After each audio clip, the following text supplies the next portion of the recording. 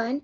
So, back to school season is coming up, and I thought I would go ahead and do a fun craft. For any of you who are into like journal collecting and planners and all that, you probably know what a happy planner is. A few years ago got into happy planner. I don't even know how seriously I took it. I actually don't have the book right here, but I know I have a video of me showing a few videos actually of my happy planners online on YouTube, so I guess you can find those. But for this one, I'm gonna teach you how to do a DIY happy planner. And believe it or not, I went out of my way to buy discs. These are like different colored discs with hearts in them, the special hole puncher, all that stuff. And in the end, I'm like, I could have just DIY'd it at home. So don't feel bad if you can't afford like a $50 notebook. So I'm going to show you how to do one. So basically what I did was, this is honestly $1 at the dollar store, these composition books. I already had taken it out of one. You basically just cut the strings and it pulls out easily, and it's still folded together, so that's fine. Or if you have like a notebook you've already written in, but of course like you didn't finish all of it, so you still have extra paper, you could go ahead and take it from like another notebook. Or you could just go ahead and like this one I had did last year, but I only did like a few pages. So yeah, basically what you need is some scrap paper. I'm going to use hot glue, but you could even use super glue or some type of glue that's durable, not really just like a glue stick or paste, something that you know that could hold cardboard together. So I'm choosing a glue gun. Scissors, this you don't need, this was just an example. A hole puncher, I'm using the standard hole puncher, but the original happy planners use this one, which is like a mushroom hole puncher. Oh my gosh, I was so frustrated because you're supposed to insert the paper directly into like 2 slots, and I'm like, a hole puncher is just so much easier. Anyway, so you're gonna need 2 types of cardboard. I have here sturdy cardboard, which is like a bit thicker, and then I have here thin cardboard, which is like bendy and it can like bend and stuff. So you could go ahead and decorate it, because I think that it's nicer to have disc bounds that are different colors. But for the sake of doing it really quickly, I'm just gonna use regular paper. Let me go ahead and grab that. So, Happy Planner does come with all these packs and stuff of fancy stickers and everything. But of course, these cost a lot, so I don't really recommend it because, you know, it's too expensive. But if you want to go ahead and decorate it, I find like old scraps of paper anywhere. So I'm just going to reuse these. Even these, when I had to like cut it out from another book, I still have these different color scraps. So I'm going to go ahead and still use these. I still have some cardstock. And by the way, you probably, if you want your happy planner to be firm and sturdy, you're probably going to want like a hard surface. So I'm just going to use cardstock, but you could still use a cardboard if you have like the right size of the paper. If you do want your notebook to be smaller, just do what I did before and cut it out.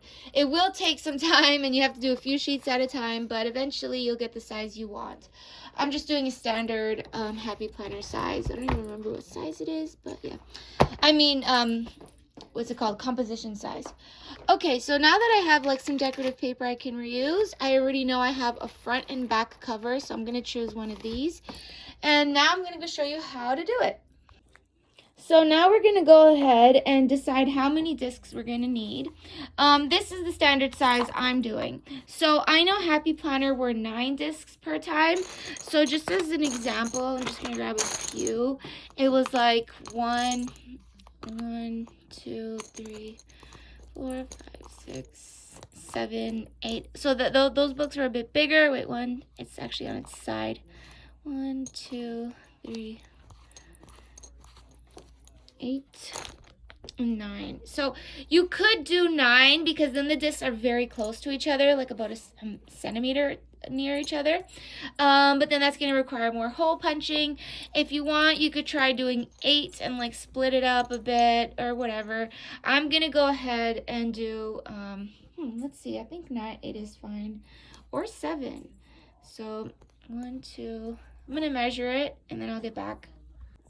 So I'm going to bring out my ruler It's been cut like a million times, but it's gonna have to suffice for now. And I actually cut it on purpose because I wanted it to fit in my pencil case. All right, so wait, let me get the other side. So I am going to do 8 discs because 9 is probably too many. So now we got to make these discs because we're not using these plastic ones. I'm going to go ahead and grab my firm cardboard and cut out 8 of them. What you want to do is make them honestly the size of a checkered piece, like when you play checkers, or the top of a bottle lid. You basically just want to make it that size. It's really small. It depends on how sturdy you want it. You could be fancy and even cut a hole through it and be all, I don't know, pretty, but I'm just going to do solid just because it's more easier that way. So first I'm going to cut out 8 of these into the hard cardboard.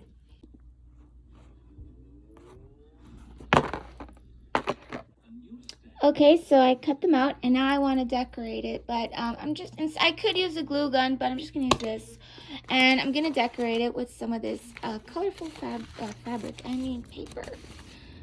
Yeah. So I think I'm going to go with pink, only because I want to save the other colors for other crafts, and I figured pink I won't use. So what am I going to do is glue these on, and make sure I do both sides. So I'm going to do that for all of them. Okay, so now that they're cut out, I've chosen a piece of paper or cardstock. I'm going to go ahead and glue it to the cardstock and make sure I do both sides of the disc. So I did one side, and now I need to do the other side. So now that we made these, we're going to take some thin cardboard and cut it into strips and cover it in the same color as the discs. Okay, so I have here some strips of cardboard. What I want to do is make it about 1 centimeter, so 3 to 4 centimeters. So what we're gonna do is cover it in pink, and then after we have those strips, we're gonna wrap it around each ring. So first I'm gonna coat all these in pink. By the way, if you don't have colorful paper, just use regular white paper too. That could work also. And the disc will be white and that'll still look good. So I did one layer, and now I'm going to do the other layer and make enough for all of these. So now we are going to go like this and wrap it in the middle, place it somewhere in the middle, and spiral it all around. So this is what the disc will look like. I'm going to go ahead and add a sticker just to make it cute, but you really don't have to. Like I said, these could be all white. You could use glue gun, but if you wanted to use, I use cardstock, but if you wanted to use regular paper, even paste would hold the paper together. So basically you want the rim around the circle to be kind of sticking out, because that's how the paper will stick later. So you kind of want the disc to be inside. So yeah, I'm basically gonna add some stickers to it and make it cuter. So let's say I'll just choose like one of these, or one of these, maybe a pink one. And I'll go ahead and add it in the middle and on that side too. This is what you want the disc to look like.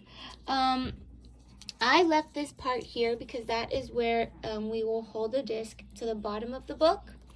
So we're going to make a few more of these, and then that way the papers can clip easily. So I'm going to go ahead and make the rest. So I made a disc. This is what it looks like. You could be creative, add stickers if you want, but I'm just going to leave it pink. So I'm going to go ahead and make the rest, and then later we can go ahead and use them.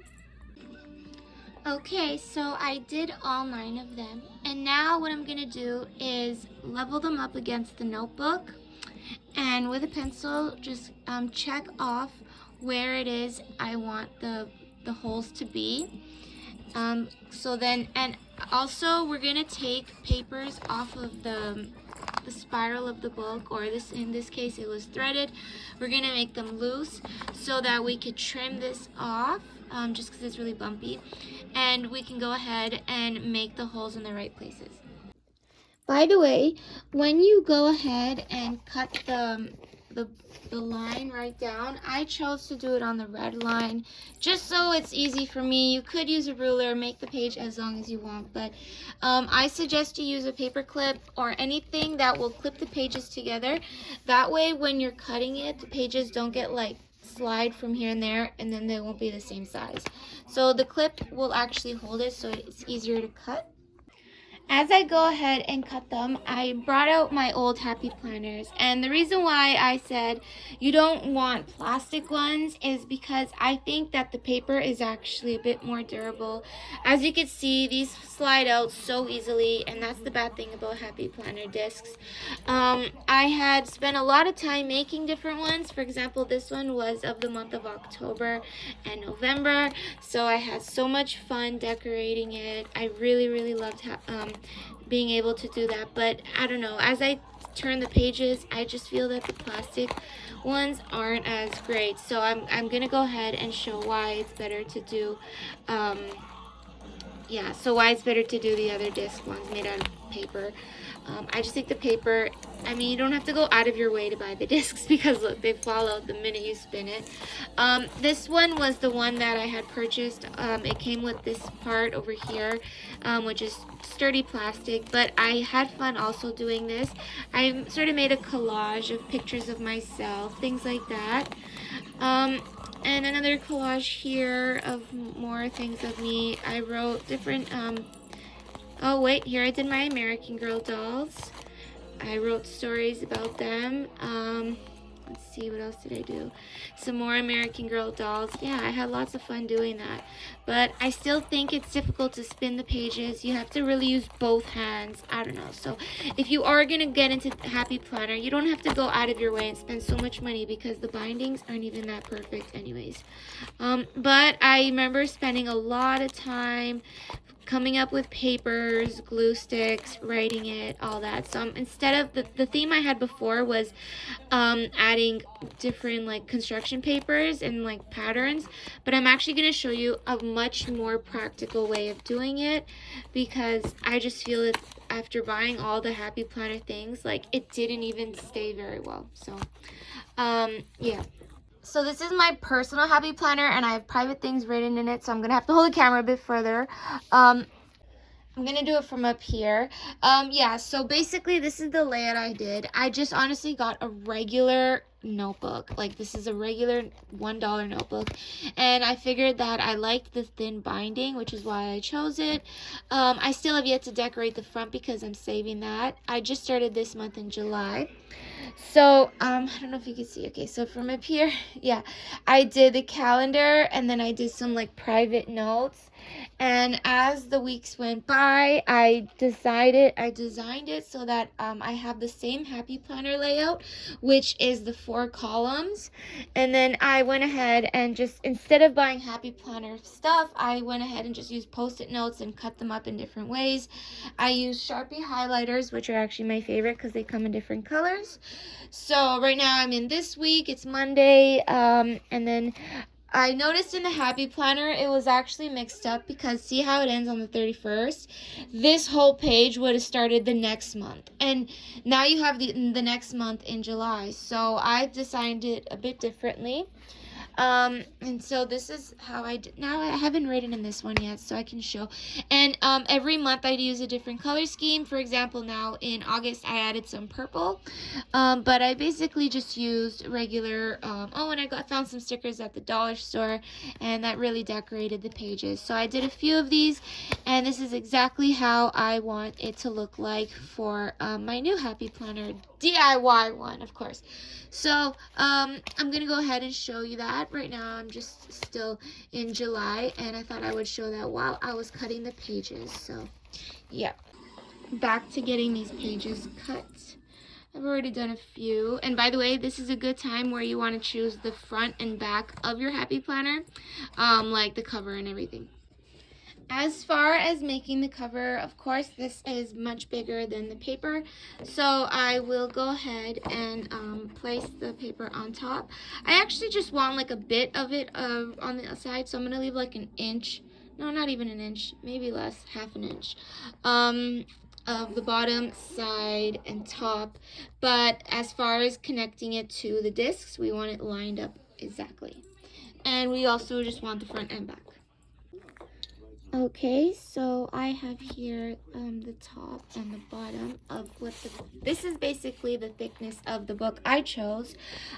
Remember that you could choose as many papers as you want, but later when you add post-it notes, the pages will get higher and higher. So every time you stick a post-it note to each page, it actually gets thicker and thicker. So I want to consider that space, which is why I'm not adding too many sheets, because I don't want it to be so thick that it won't fit the binding. So now we have to go ahead and choose exactly where the discs are. Okay, so what I had done is 3 lines per disc. So I do 1 on each side of the width of the disc and then 1 in the middle. So the disc is this wide, then I'll hole punch it there. Disc is that wide, I'll punch it. And that sort of thing. So you basically want to do 3 lines per disc. And now this is going to take a while, but with the help of the clip, I know that I could hole punch it better. It really depends on how much sheets of paper you could fit through a disc, through a hole punch. Once you manage to hole punch the discs, you will need the scissors, and I'll show you how that works. When hole punching, hold the hole punch this way so that the hole is facing you. Basically what you want is to see, let's say I'm gonna hole punch it there. I want the hole to be visible. So like right there. If you do it this way, you're probably not gonna get the paper exactly.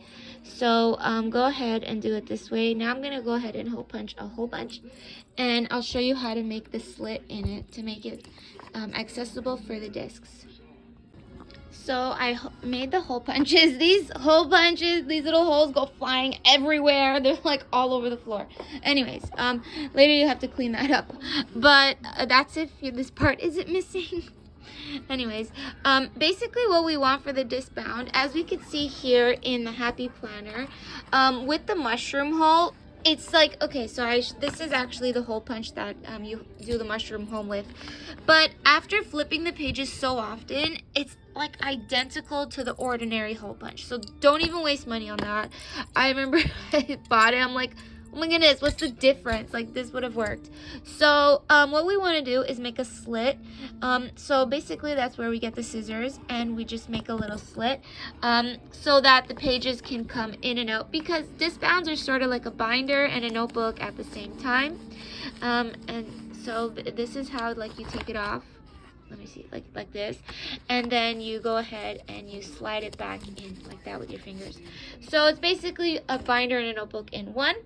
I'm gonna go ahead and make the slits. I want to keep this top sheet because this is actually a great stencil to do the rest of the pages. So I'm gonna go ahead and take this page, put it aside so I can continue hole punching and making the slits. So basically what I want to do is just grab the scissors at the exact mark. See, which hole should I do? I'll do this one. At the exact line I did, I'm just gonna go ahead and make a slit, and about like another slit right next to it. So like that much. That's how you want to do it. It's basically so small you can't even measure it, but basically you do one slit and one slit right next to the scissors. So that way it looks a bit more like it would. Let me take this out to show you again. That way it looks sort of identical to that. But yeah, so I'm gonna go ahead and continue. Alright, so I hole punched all the papers, and now is where we modify it to fit the disc, because because we made these by hand, we must consider the width of it. Basically what we want to do is we want to get a sheet, and we want to add it to the disc. I had already modified it. The way you modify it is by making it thinner. So with scissors, as you can see, this rim is very thick. It'll probably be difficult for the page to fit into the gap like this. This is basically how it's gonna hold. So if we go ahead and we modify it, now the disc will be able to stay better. So it'll end up being held. So we basically want the disc to hang off each hole like this, because then we can go ahead and add and remove sheets as we go along.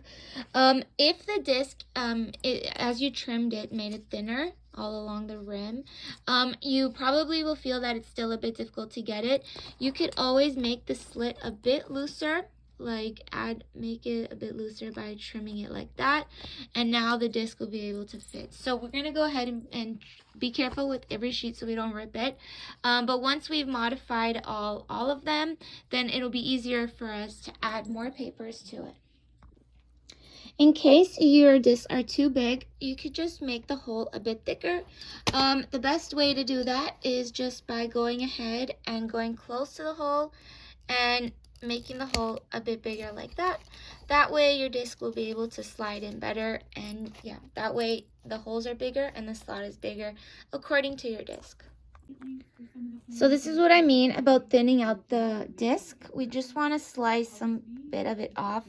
And I feel more comfortable with hole punching it twice, just because I know from experience that on the Happy Planner it ends up getting really wrinkly, and the pages just, I don't know, they're just too wrinkly. So I figured that if I'm going to be a little bit extra, I'm going to take the extra step and hole punch it just a bit, like a bit thicker.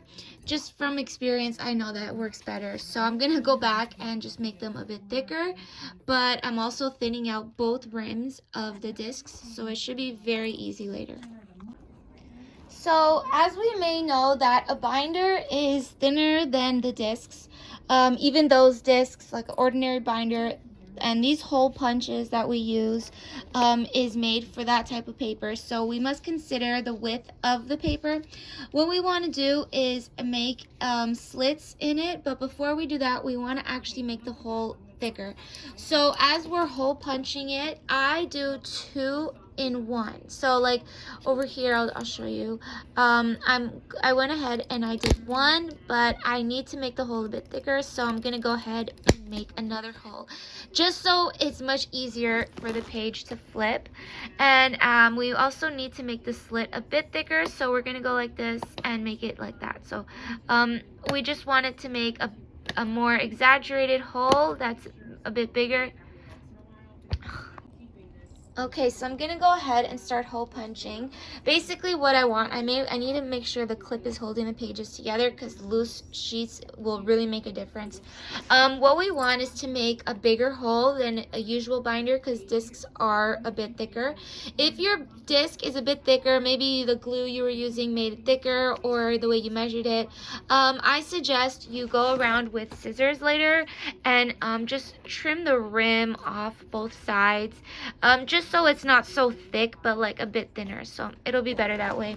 Now basically what we're gonna do is make the hole and the slit. So we want to make it the type of mushroom style, as they called it. So I went ahead and made the hole like that, and then I'm going to make the slit, so that's where the paper clips into the binding.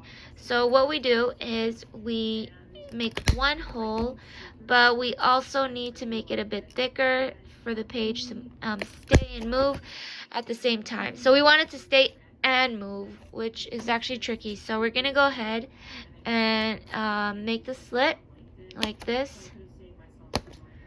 And I'm just going to cut that little bit off. Okay. Yeah, and that's basically what we're going to do with all these papers. Yeah, that way it'll be really easy for the papers to stick to the discs.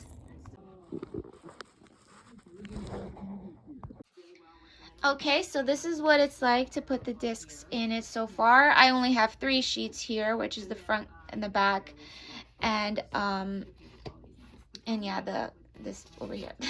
So I'm gonna go ahead and add the rest of the sheets. I'm gonna show you how this works. So basically what we want to do is tuck it in, and keep in mind when you want to hole punch, this is very important, when you want to hole punch the front and the back. So right now this is the front and the back. I have to go ahead and remember that the back is different than the front, and I'll show you what I mean by that once I've already put the discs in. So I want to tuck it into both sides of the sheet like that, and it just stays.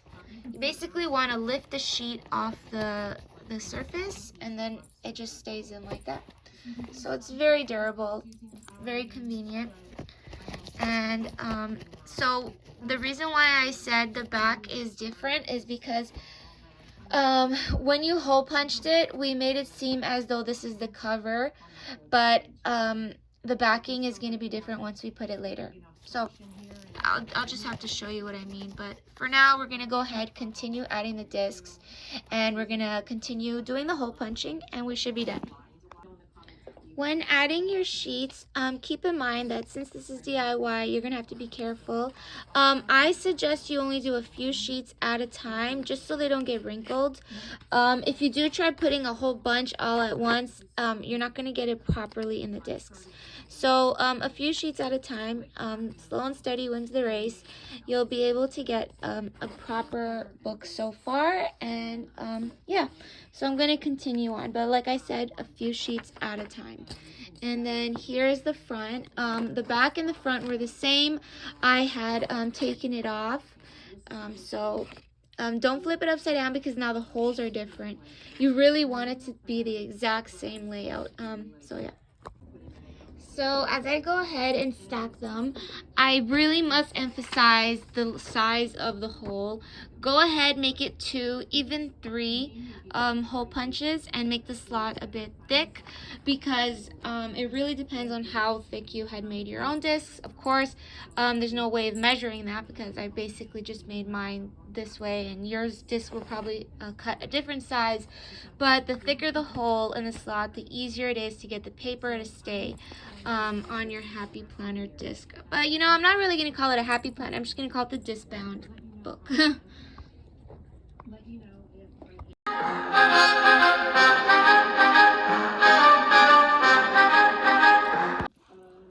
Okay, so I'm all done, and my hand's a bit sore from all the hole punching, but this is what it ended up looking like.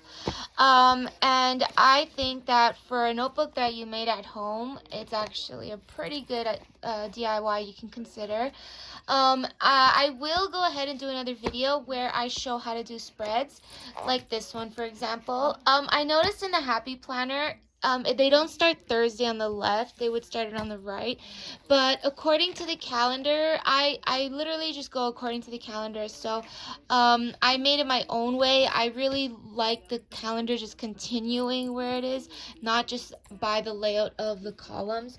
But nonetheless, I will show you how to do those things. You basically just need a ruler, some colorful highlighters, a pen, and some post-it notes. I use a glue stick to really flatten out the post-it notes, but other than that, that's basically how I would do it. But I will do a video later on how to do it on this one.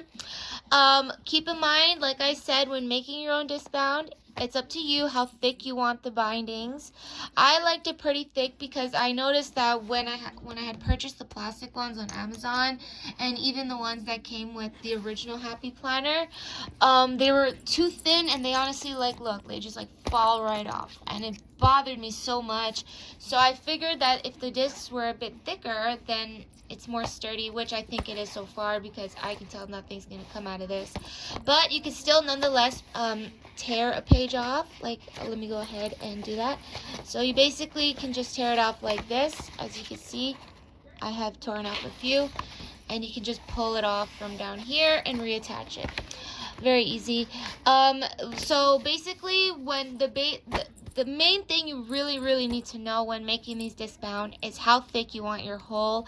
My hole was pretty 3 holes actually. It was like 1 regular hole punch, but I hole punched it 2 more, so it's 3 per binding, and that increased the little slit, so I made it a bit thicker too.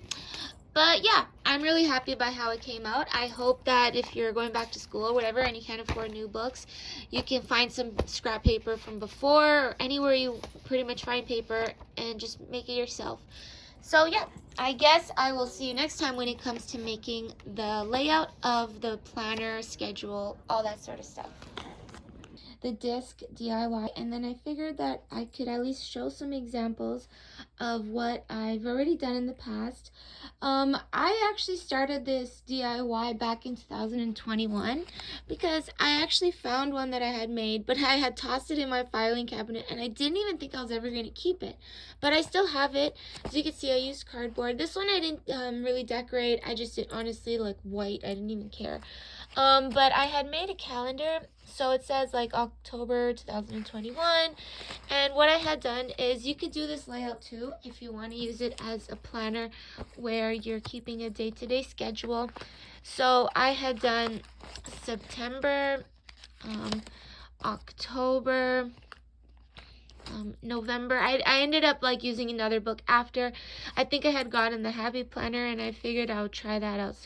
But I still managed to decorate the calendar. Basically what you do is get a ruler, markers, follow the calendar on your cell phone. That's like the most accurate. And then decorate it if you want. There's many different like ways you could use markers for certain for certain months to color coordinate them, that sort of thing.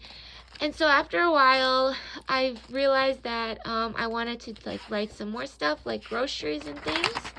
So I went ahead and I did that. And later I did some study notes. There's also fun videos on Pinterest where it shows you different like letterings you could do with the page.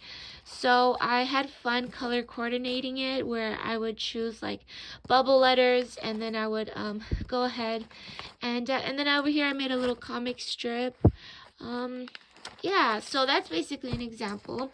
Another example that you could do is follow a notebook, or I should say follow a textbook. I chose this one because I thought it was cool. They mentioned like all ghostly things, fortune telling, seances, mediums, that sort of stuff. So I made some notes on it. I actually didn't have a lined paper, but after going through my filing cabinet, I realized how much loose sheets of paper I actually had. So I realized that like even though I cut out a notebook every now and then, I always keep the loose sheets, and it actually adds up. So it's easy for the DIY if you keep like loose sheets. So since I was following a book, I realized I would do study notes, but I only had blank sheets of paper. So I went out of my way and I did lines. And I'm going to show you how to flip the pages on here, because as you can see, it's one at a time, and you could write this way, like this way, but usually I seen on Pinterest that whenever they show like a happy planner DIY and they're doing study notes, it's always like one blank page at a time. So in that case, you can take the page out or leave it and flip it. I'll show you how to do that. I wanted to decorate the back of the pages, so I actually did chalk, which is actually kind of like sticks to your fingers, but if you want to color the whole page and you really are getting tired of pencil crayons or whatever, you could try using chalk. It will color the sheet very quickly. So yeah, this was basically a study note on a textbook or like a study book. So I'm gonna go ahead and take this out. So basically what you do is you carefully do one at a time. You don't want to rip it because later you're going to need it. And the thing with these books is that you're studying it like day by day. So every time you go into class and it's time for a new study note, you got to copy it off the board or whatever. You basically don't need to flip it back to the other pages because you're just taking it daily. So now you flip the book like this and add this back in like that. And as you go ahead and every day you do notes, you do the same technique. So like today I'm gonna go ahead and write and decorate all this. And if I want the back of the sheet, because I don't want to waste paper, so I want to use this back of the sheet, I will do the exact same technique. I'm just gonna try not to rip any or wrinkle any sheets. Okay, so like now I want to use, I had just written on this side. Now I want to write on that side. It's very simple. You just do the same way. Just pop it back into the discs. And now you can go ahead and write on this side. And later, even if you want to see what you have done, you can still flip it, of course. But at least this way you won't ruin or wrinkle the sheets. So that's how you flip the pages on the disc bound. And so so I guess I've shown these two. Other things you could do, if you're not using smaller sheets, you're using like big sketchbook paper. I also had lots of fun with sketchbook paper because I had loose sheets of fabric, not fabric, I should say loose sheets of colored and printed papers. Like this one is flower, that one is another floral, all sorts of things. And I really had like lots of markers, and I wanted to really use it and make it as colorful as I wanted. So you basically just choose whatever papers you have, design on them, and because the sketchbook papers are so big, here I even use like gold markers. Because the sketchbook papers are so big, you could easily glue anything to it and it'll stick. And then after I went ahead and I did like seasonal things, like boring things. Honestly, if I were to keep a sketchbook going, I would, Wednesday. If I were to keep a sketchbook going, I would just glue it on. So you could keep your sketchbook at home and bring a sheet of paper with you. That way you don't have to carry so many heavy books.